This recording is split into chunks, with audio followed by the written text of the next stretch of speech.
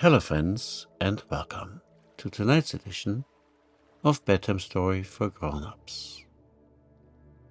First, I would like to thank all of you for your support. If you enjoy these stories, I would encourage you to click the like button. It would help the channel greatly. And now, it is time to unwind. Find a place where you can relax. Once you have made yourself comfortable, take a deep breath. Your long day has come to an end. There is nothing left for you to do today but listen to the story and fall asleep. And so, let us begin. The Happy Hunter and the Skillful Fisher.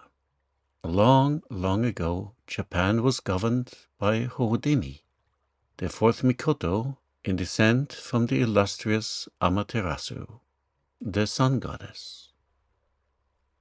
He was not only as handsome as his ancestress was beautiful, but he was also very strong and brave, and was famous for being the greatest hunter in the land. Because of his matchless skill as a hunter, he was called Yamasashi Hiko, or the Happy Hunter of the Mountains. His elder brother was a very skillful fisher, and as he far surpassed all rivals in fishing, he was named Umisashi Hiko, or the Skillful Fisher of the Sea. The brothers thus led happy lives, thoroughly enjoying their respective occupations, and the days passed quickly and pleasantly while each pursued his own way, the one hunting and the other fishing. One day the happy hunter came to his brother, the skillful fisher, and said, "Well, my brother, I see you go to the sea every day with your fishing rod in your hand. And when you return, you come laden with fish. And as for me, it is my pleasure to take my bow and arrow and to hunt the wild animals up the mountains and down in the valleys. For a long time we have each followed our favorite occupation, so that now we must both be tired. You of your fishing, and I of my hunting. Would it not be wise for us to make a change? Will you try hunting in the mountains, and I will go and fish in the sea?" The skillful fisher listened in silence to his brother, and for a moment was thoughtful, but at last he answered, "Oh, yes, why not? Your idea is not a bad one at all. Give me your bow and arrow, and I will set out at once for the mountains and hunt for game." So the matter was settled by this talk, and the two brothers each started out to try the other's occupation, little dreaming of all that would happen. It was very unwise of them, for the happy hunter knew nothing of fishing, and the skillful fisher, who was bad-tempered, knew as much about hunting. The happy hunter took his brother's much-prized fishing hook and rod and went down to the seashore and sat down on the rocks. He baited his hook and then threw it into the sea clumsily. He sat and gazed at the little float bobbing up and down in the water, and longed for a good fish to come and be caught.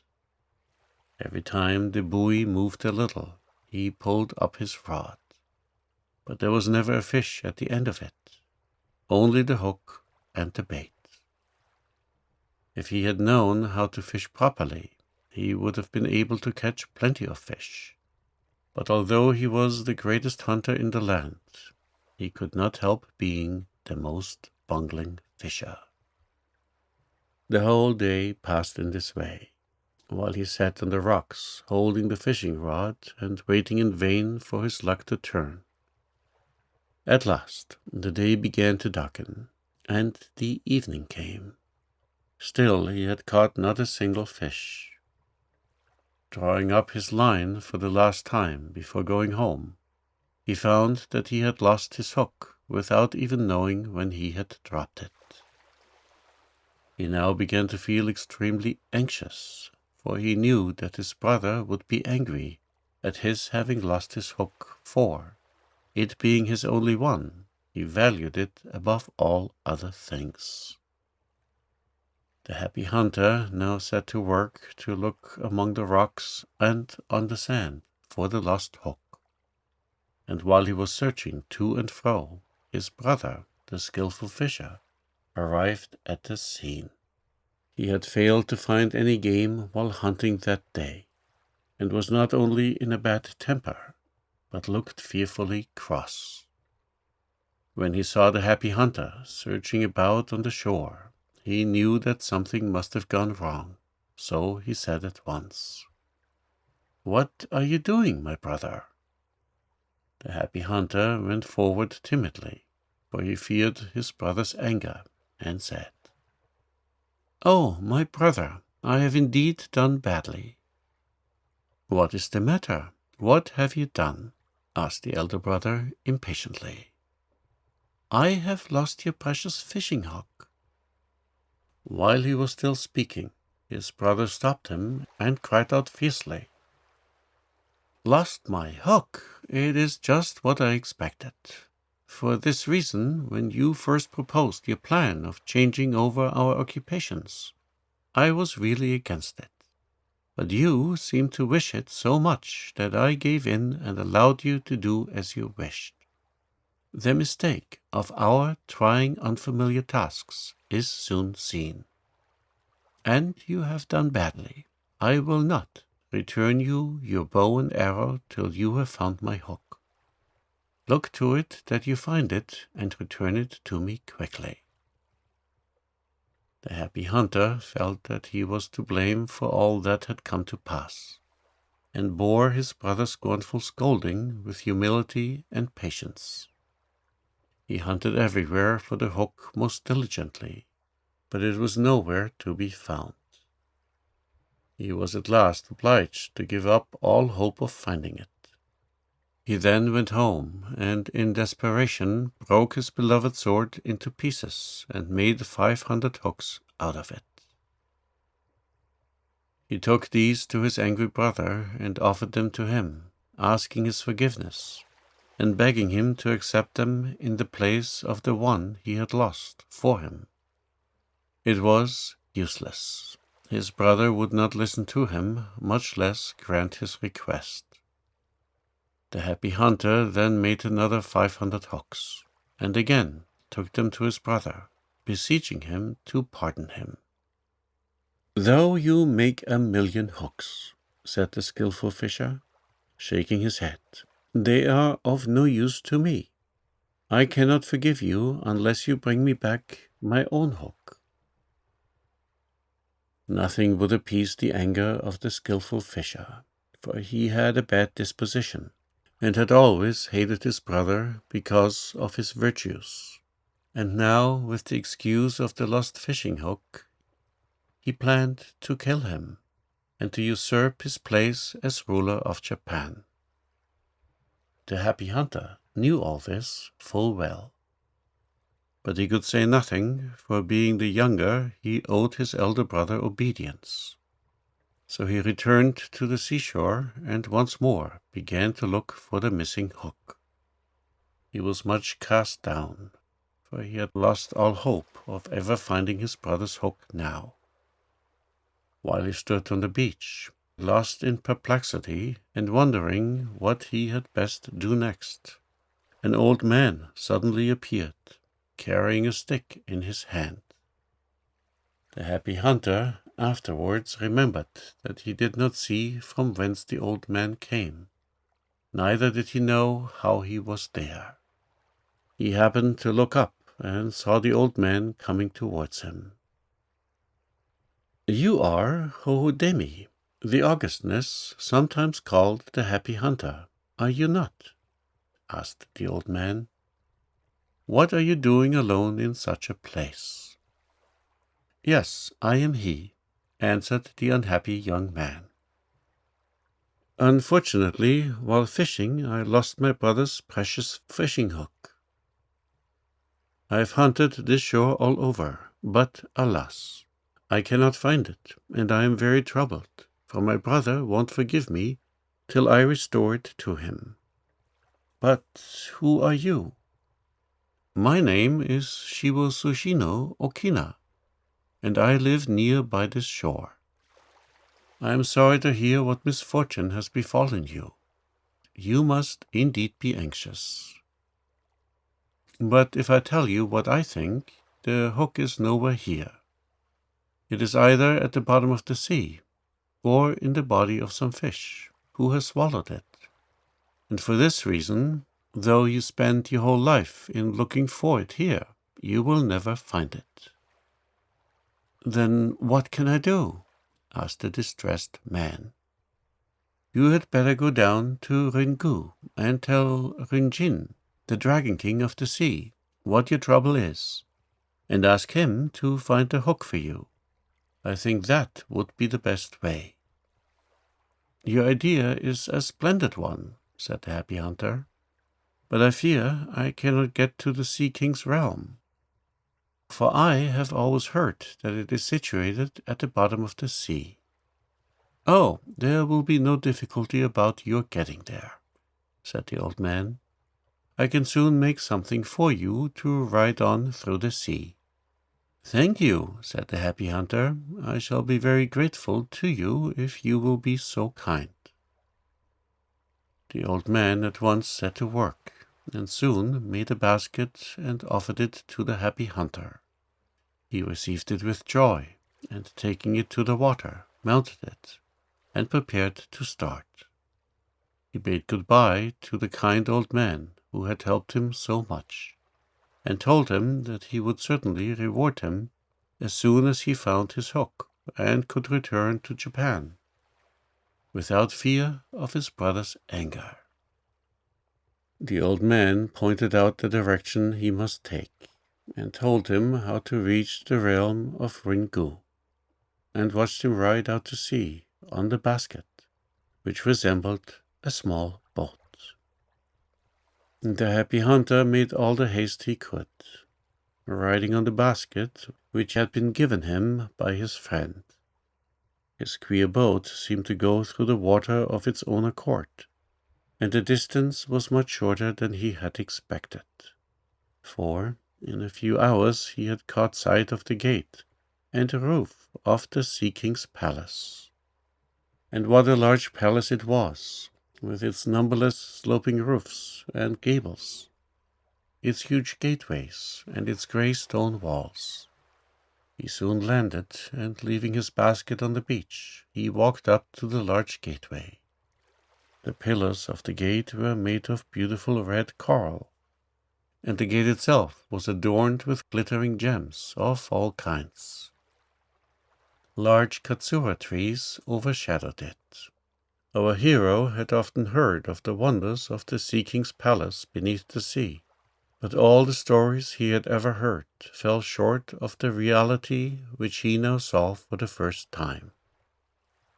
The happy hunter would have liked to enter the gate there and then, but he saw that it was fast closed, and also that there was no one about whom he could ask to open it for him. So he stopped to think what he should do. In the shade of the trees before the gate he noticed a well, full of fresh spring water. Surely someone would come out to draw water from the well some time, he thought.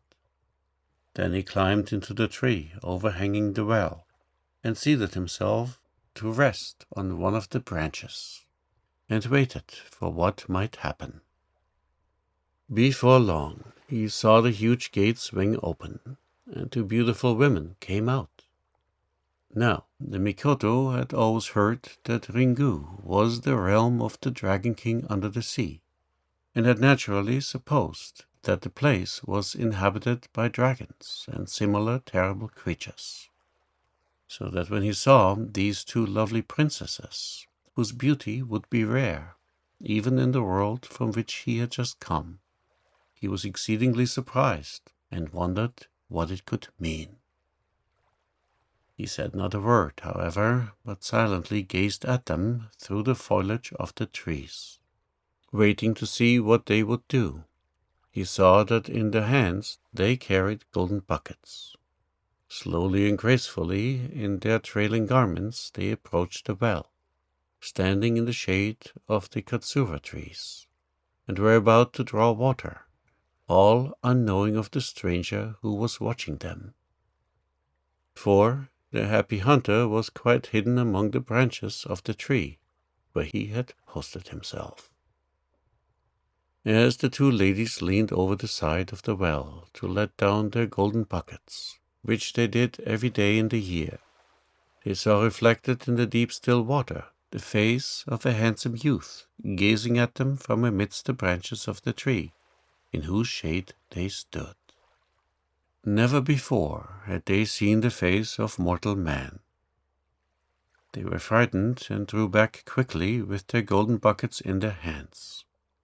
Their curiosity, however, soon gave them courage, and they glanced timidly upwards to see the cause of the unusual reflection. And then they beheld the happy hunter, sitting in the tree, looking down at them with surprise and admiration. They gazed at him face to face, but their tongues were still with wonder, and could not find a word to say to him. When the Mikoto saw that he was discovered, he sprang down lightly from the tree, and said, "I am a traveler, and as I was very thirsty, I came to the well in the hopes of quenching my thirst. But I could find no bucket with which to draw the water. So I climbed into the tree, much vexed, and waited for someone to come. Just at that moment, while I was thirstily and impatiently waiting, you noble ladies appeared, as if in answer to my great need. Therefore, I pray you of your mercy, give me some water to drink, for I am a thirsty traveler in a strange land."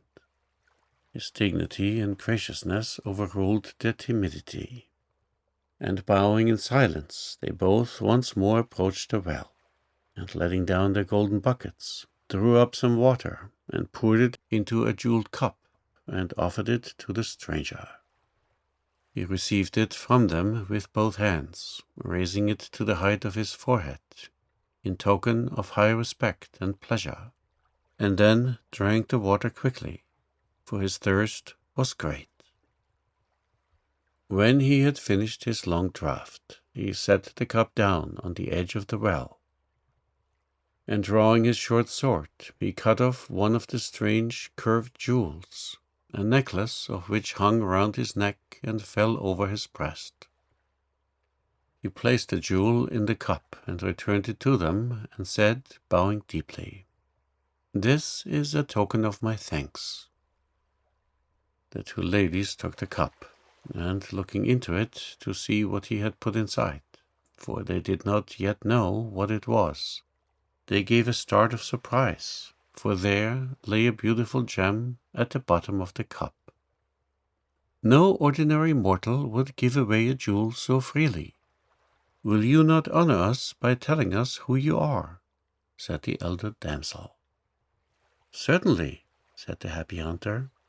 "I am Hohodemi, the fourth Mikoto, also called in Japan the Happy Hunter." "Are you indeed Hohodemi, the grandson of Amaterasu, the sun goddess?" asked the damsel who had spoken first. "I am the eldest daughter of Rinjin, the king of the sea, and my name is Princess Tayotama." "And," said the younger maiden, who at last found her tongue, "I am her sister, the Princess Tamayori." "Are you indeed the daughters of Rinjin, the king of the sea? I cannot tell you how glad I am to meet you," said the happy hunter. And without waiting for them to reply, he went on. "The other day I went fishing with my brother's hook and dropped it. How, I am sure I can't tell.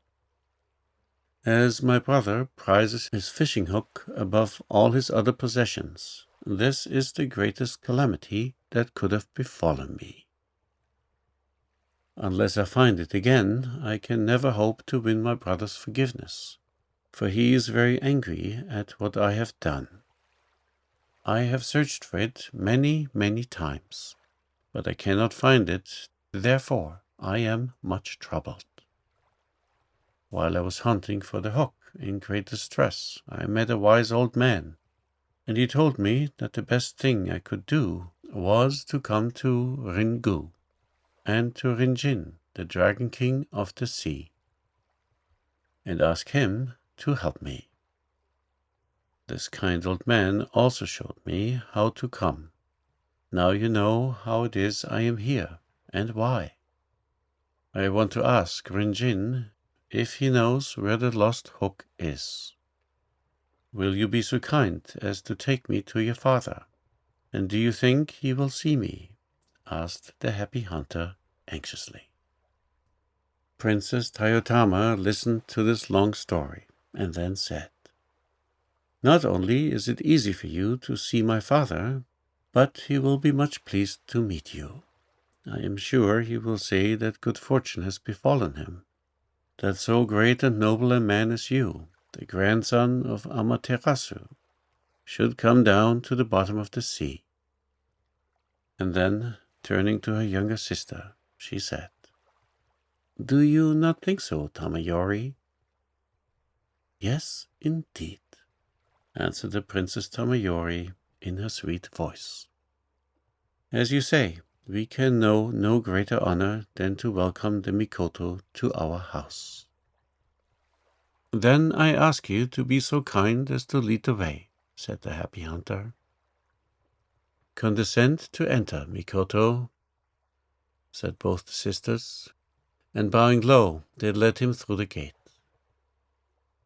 The younger princess left the sister to take charge of the happy hunter, and, going faster than they, she reached the Sea King's palace first, and running quickly to her father's room, she told him of all that had happened to them at the gate, and that her sister was even now bringing the Mikoto to him. The Dragon King of the Sea was much surprised at the news, for it was but seldom, perhaps only once in several 100 years, that the Sea King's palace was visited by mortals. Rinjin at once clapped his hands, and summoned all his courtiers and the servants of the palace, and the chief fish of the sea together, and solemnly told them that the grandson of the sun goddess, Amaterasu, was coming to the palace, and that they must be very ceremonious and polite in serving the august visitor. He then ordered them all to the entrance of the palace to welcome the happy hunter. Rinjin then dressed himself in his robes of ceremony, and went out to welcome him.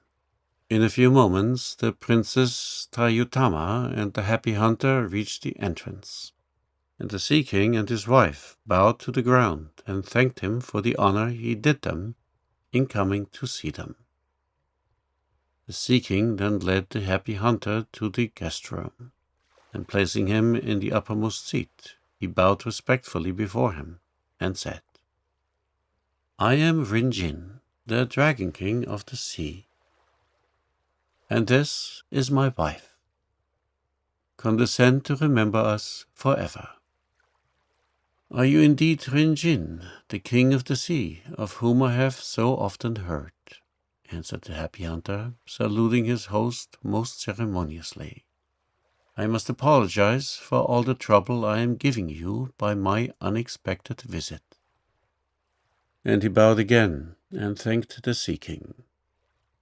"You need not thank me," said Rinjin. "It is I who must thank you for coming. Although the Sea Palace is a poor place, as you see, I shall be highly honored if you will make us a long visit." There was much gladness between the Sea King and the happy hunter, and they sat and talked for a long time. At last the Sea King clapped his hands. And then a huge retinue of fishes appeared, all robed in ceremonial garments, and bearing in their fins various trays on which all kinds of sea delicacies were served. A great feast was now spread before the king and his royal guest. All the fishes in waiting were chosen from amongst the finest fish in the sea, so you can imagine what a wonderful array of sea creatures it was that waited upon the happy hunter that day. All in the palace tried to do their best to please him and to show him that he was a much honored guest. During the long repast, which lasted for hours, Rin Jin commanded his daughters to play some music, and the two princesses came in and performed on the koto, the Japanese harp, and sang and danced in turns. The time passed so pleasantly that the happy hunter seemed to forget his trouble, and why he had come at all to the Sea King's realm, and he gave himself up to the enjoyment of this wonderful place, the land of fairy fishes. Who has ever heard of such a marvelous place? But the Mikoto soon remembered what had brought him to Ringu, and said to his host, "Perhaps your daughters have told you, King Rinjin, that I have come here to try and recover my brother's fishing hook, which I lost while fishing the other day. May I ask you to be so kind as to inquire of all your subjects if any of them have seen a fishing hook lost in the sea?" "Certainly," said the obliging Sea King. "I will immediately summon them all here and ask them." As soon as he had issued his command, the octopus, the cuttlefish, the bonito, the oxtail fish, the eel, the jellyfish, the shrimp, and the plaice, and many other fishes of all kinds came in and sat down before Rinjin their king, and arranged themselves and their fins in order. Then the Sea King said solemnly, "Our visitor, who is sitting before you all, is the august grandson of Amaterasu. His name is Hohodemi, the fourth Augustness, and he is also called the Happy Hunter of the Mountains. While he was fishing the other day upon the shore of Japan, someone robbed him of his brother's fishing hook. He has come all this way down to the bottom of the sea, to our kingdom, because he thought that one of you fishes may have taken the hook from him in mischievous play. If any of you have done so, you must immediately return it, or if any of you know who the thief is, you must at once tell us his name and where he is now." All the fishes were taken by surprise when they heard these words, and could say nothing for some time. They sat looking at each other and at the Dragon King. At last the cuttlefish came forward and said, "I think that Tai, the red bream, must be the thief who has stolen the hook." "Where is your proof?" asked the king.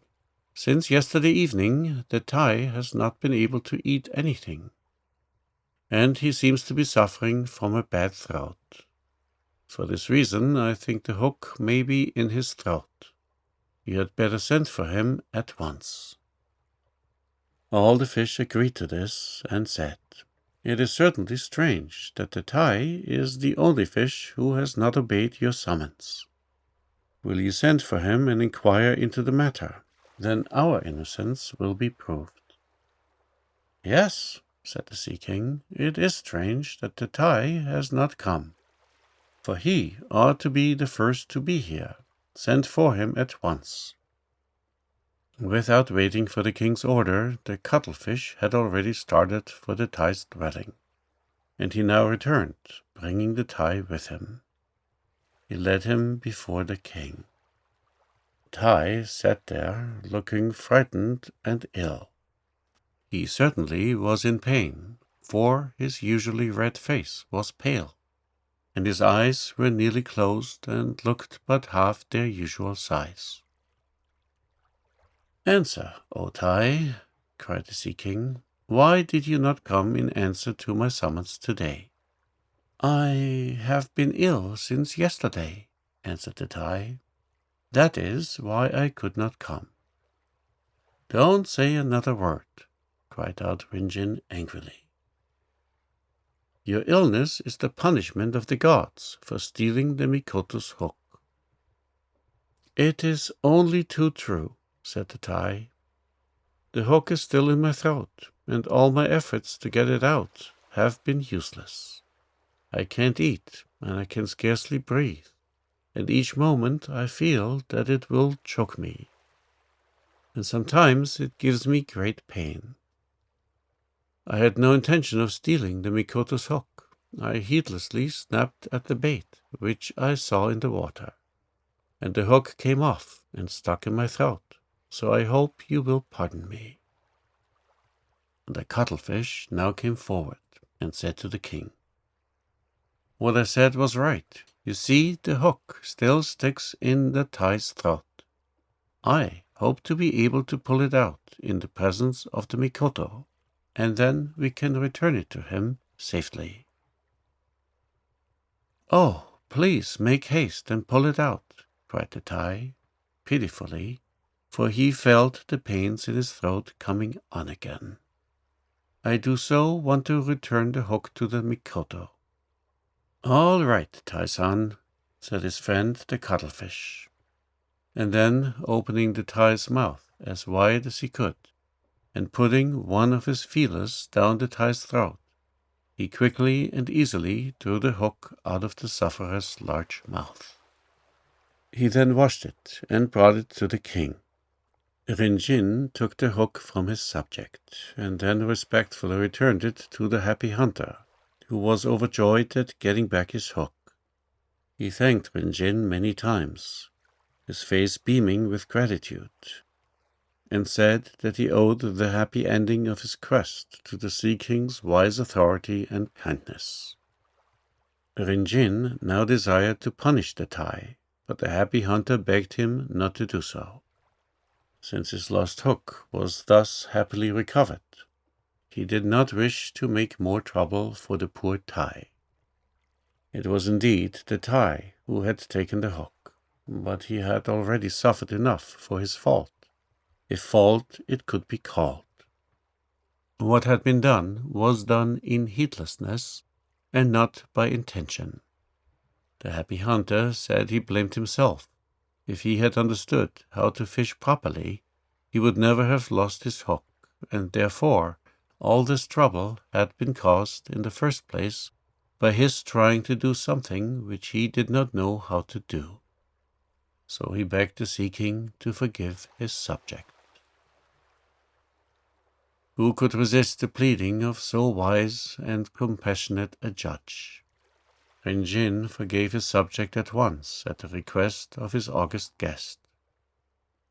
The tie was so glad that he shook his fins for joy, and he and all the other fish went out from the presence of their king, praising the virtues of the happy hunter. Now that the hook was found, the happy hunter had nothing to keep him in Ringu, and he was anxious to get back to his own kingdom and to make peace with his angry brother, the skillful fisher. But the Sea King, who had learned to love him and would fain have kept him as a son, begged him not to go so soon, but to make the Sea Palace his home as long as ever he liked. While the happy hunter was still hesitating, the two lovely princesses, Tayotama and Tamayori, came, and with the sweetest of bows and voices joined with their father in pressing him to stay, so that without seeming ungracious, he could not say them nay, and was obliged to stay on for some time. Between the sea realm and the earth there was no difference in the night of time, and the happy hunter found that 3 years went fleeting quickly by in this delightful land.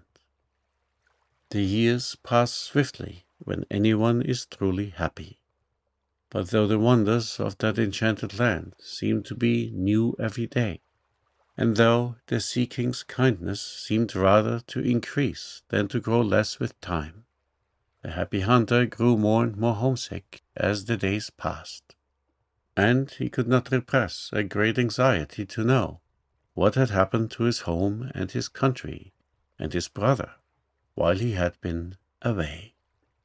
So at last he went to the Sea King and said, "My stay with you here has been most happy, and I am very grateful to you for all your kindness to me.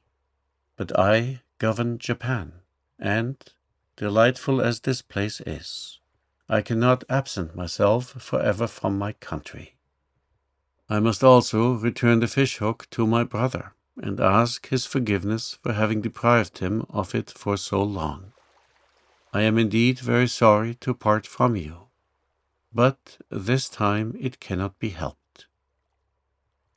With your gracious permission, I will take my leave today. I hope to make you another visit some day. Please give up the idea of my staying longer now." King Rin-jin was overcome with sorrow at the thought that he must lose his friend who had made a great diversion in the palace of the sea, and his tears fell fast as he answered, "We are indeed very sorry to part with you, Mikoto, for we have enjoyed your stay with us very much. You have been a noble and honored guest, and we have heartily made you welcome. I quite understand that, as you govern Japan, you ought to be there and not here, and that it is vain for us to try and keep you longer with us, much as we would like to have you stay. I hope you will not forget us. Strange circumstances have brought us together, and I trust the friendship thus begun between the land and the sea will last and grow stronger than it has ever been before." When the Sea King had finished speaking, he turned to his two daughters and bade them bring him the two tide jewels of the sea. The two princesses bowed low, rose, and glided out of the hall. In a few minutes they returned, each one carrying in her hand a flashing gem which filled the room with light. As the happy hunter looked at them, he wondered what they could be. The Sea King took them from his daughters and said to his guest, "These two valuable talismans we have inherited from our ancestors from time immemorial. We now give them to you as a parting gift in token of our great affection for you. These two gems are called the Nanju and the Kanju." The happy hunter bowed low to the ground and said, "I can never thank you enough for all your kindness to me. And now will you add one more favor to the rest and tell me what these jewels are, and what I am to do with them?" "The Nanju," answered the Sea King, "is also called the Jewel of the Flood Tide, and whoever holds it in his possession can command the sea to roll in and to flood the land at any time that he wills. The Kanju is also called the Jewel of the Ebbing Tide, and this gem controls the sea and the waves thereof, and will cause even a tidal wave to recede." Then Rin-jin showed his friend how to use the talismans one by one, and handed them to him. The happy hunter was very glad to have these two wonderful gems, the Jewel of the Flood Tide and the Jewel of the Ebbing Tide, to take back with him, for he felt that they would preserve him in case of danger from enemies at any time. After thanking his kind host again and again, he prepared to depart.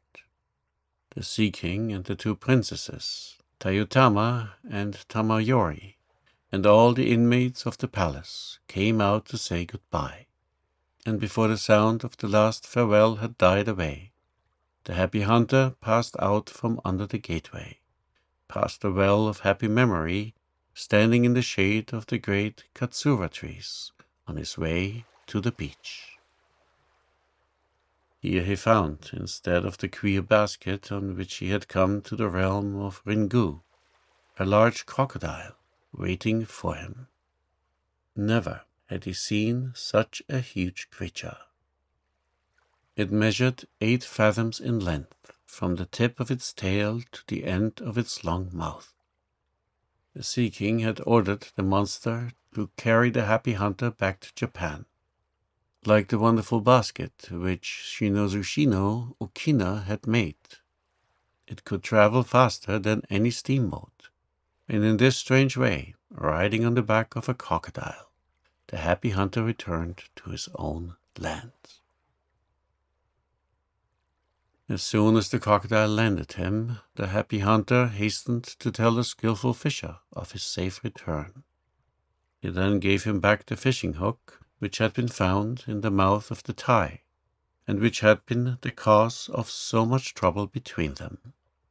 He earnestly begged his brother's forgiveness, telling him all that had happened to him in the Sea King's palace, and what wonderful adventures had led to the finding of the hook. Now, the skillful fisher had used the lost hook as an excuse for driving his brother out of the country. When his brother had left him that day 3 years ago, and had not returned, he had been very glad in his evil heart, and had at once usurped his brother's place as ruler of the land, and had become powerful and rich. Now, in the midst of enjoying what did not belong to him, and hoping that his brother might never return to claim his rights, quite unexpectedly there stood the happy hunter before him. The skillful fisher feigned forgiveness, for he could make no more excuses for sending his brother away again. But in his heart he was very angry and hated his brother more and more, till at last he could no longer bear the sight of him day after day, and planned and watched for an opportunity to kill him. One day, when the happy hunter was walking in the rice fields, his brother followed him with a dagger. The happy hunter knew that his brother was following him to kill him, and he felt that now, in this hour of great danger, was the time to use the jewels of flow and ebb of the tide, and prove whether what the Sea King had told him was true or not. So he took out the jewel of the flood tide from the bosom of his dress and raised it to his forehead. Instantly, over the fields and over the farms, the sea came rolling in wave upon wave, till it reached the spot where his brother was standing. The skillful fisher stood amazed and terrified to see what was happening. In another minute he was struggling in the water, and calling on his brother to save him from drowning. The happy hunter had a kind heart, and could not bear the sight of his brother's distress. He at once put back the jewel of the flood tide, and took out the jewel of the ebb tide. No sooner did he hold it up as high as his forehead, than the sea ran back and back, and before long the tossing rolling floods had vanished, and the farms and fields and dry land appeared as before. The skillful fisher was very frightened at the peril of death in which he had stood, and was greatly impressed by the wonderful things he had seen his brother do. He learned now that he was making a fatal mistake to set himself against his brother, younger than he thought he was, for he now had become so powerful that the sea would flow in and the tide ebb at his word of command. So he humbled himself before the happy hunter, and asked him to forgive him all the wrong he had done him. The skillful fisher promised to restore his brother to his rights, and also swore that though the happy hunter was the younger brother and owed him allegiance by right of birth, that he, the skillful fisher, would exalt him as his superior, and bow before him as Lord of all Japan. Then the happy hunter said that he would forgive his brother if he would throw into the receding tide all his evil ways. The skillful fisher promised, and there was peace between the two brothers. From this time, he kept his word and became a good man and a kind brother. The happy hunter now ruled his kingdom without being disturbed by family strife, and there was peace in Japan for a long, long time. Above all the treasures in his house, he prized the wonderful jewels of flow and ebb of the tide, which had been given him by Rinjin, the Dragon King of the sea. This is the congratulatory ending of The Happy Hunter and the Skillful Fisher.